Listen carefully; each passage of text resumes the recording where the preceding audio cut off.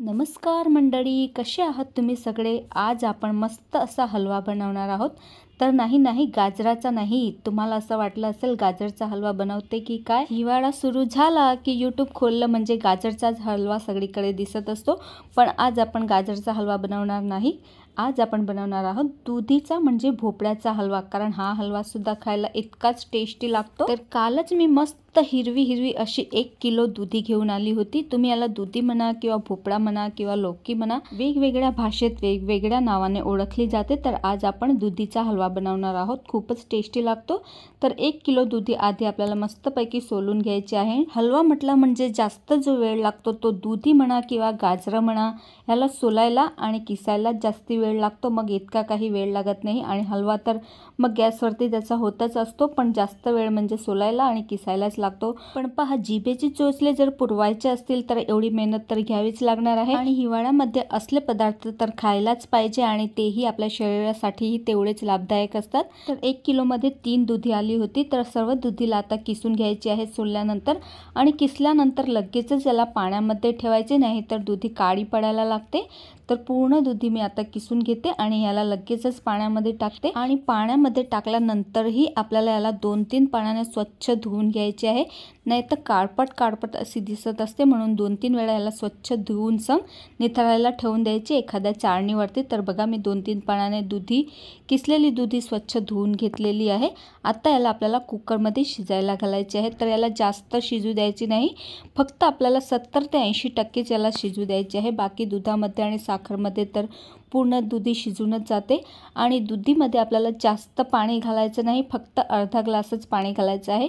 आणि दुधीला शिजायला जास्त वेळही लागत नाही. कुकरमध्ये 2 शिट्यामध्येच आपली दुधी अर्धवट शिजून जाते 70 ते 80% तर आता याला 2 शिट्ट्या होऊ द्यायच्या आहे. जास्त काही शिट्ट्या होऊ द्यायची गरज नाही.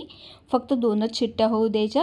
तर बघा, अशा प्रकारे मी 2 शिट्ट्या होऊ दिल्या आणि अर्धवट कच्ची आहे आपली दुधी. बघू शकता तुम्ही, पूर्णपणे शिजलेली नाही. आता याला सुद्धा आपल्याला एका चाळणीवरती काढून घ्यायचं आहे. म्हणजे पूर्ण पाणी निथरून जायला पाहिजे.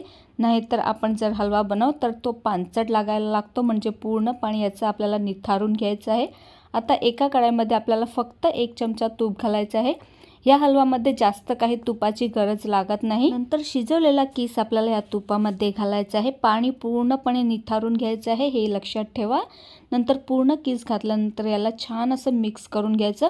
म्हणजे 5-7 मिनिटापर्यंत याला भाजून घ्यायचं आहे तुपामध्ये भाजल्यामुळे हलव्याची टेस्ट खूपच छान येते. म्हणून ही स्टेप अगदी गरजेची आहे. तुम्ही मस्त याला 5-7 मिनिटापर्यंत तुपामध्ये परतून भाजून घ्यायचं आहे. आणि हलवा आपण गाजराचा म्हणू किंवा दुधीचा म्हणू एकसारखाच बनत असतो. तरीही म्हटलं आज बनवत होते तर तुमच्यासोबत शेअर करूया. आता यामध्ये मी फक्त अर्धा लिटरच दूध घातलेलं आहे. 1 किलो दुधी होती तरीसुद्धा मी अर्धा लिटर दूध वापरलेलं आहे. कारण की मी यामध्ये मावा घालणार आहे. तुमच्याकडे जर मावा नसेल तर तुम्ही 1 लिटर दूध वापरा, तरीही हलवा खूपच टेस्टी लागतो. आता एवढ्या हलव्यासाठी मी 1.5 वाटी इथे साखर घेतलेली आहे. अगदी बरोबर प्रमाण आहे. आणि जर का तुम्ही मावा घालणार नसेल तर 1.25 ते 2 वाटी साखर तुम्ही घालू शकता. तरीही तुम्हाला किती गोड हवा त्याप्रमाणे तुम्ही साखरेचं प्रमाण कमी जास्त करू शकता. आता पूर्ण दूध आणि साखरले सुद्धा पाणी सुटते तोपर्यंत आपल्याला इथं दूध आटवू द्यायचं आहे आणि अगदी कोरडं करून घ्यायचं आहे. तर बघा, अर्धा तास तरी किमान लागतो आपलं दूध आटवायला. तर अर्धा तास लागला हे पूर्ण दूध आटवता. आता ह्यामध्ये मी मावा घालणार आहे. तर इथे मी 100 ग्राम मावा घेतलेला आहे. तर माव्याचं प्रमाण सुद्धा तुम्ही कमी जास्त करू शकता.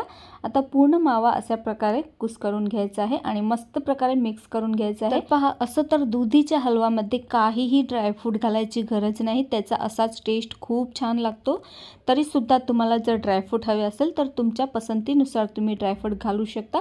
आम्हाला इथे जास्त काही ड्रायफ्रूट आवडत नाही दुधीच्या हलव्यामध्ये, म्हणून मी आता काही घातले नाही. आणि ह्या स्टेजवरती तुम्ही यामध्ये इलायची पावडर सुद्धा घालू शकता. आमच्या घरामध्ये नाही आवडत म्हणून मी घातली नाही.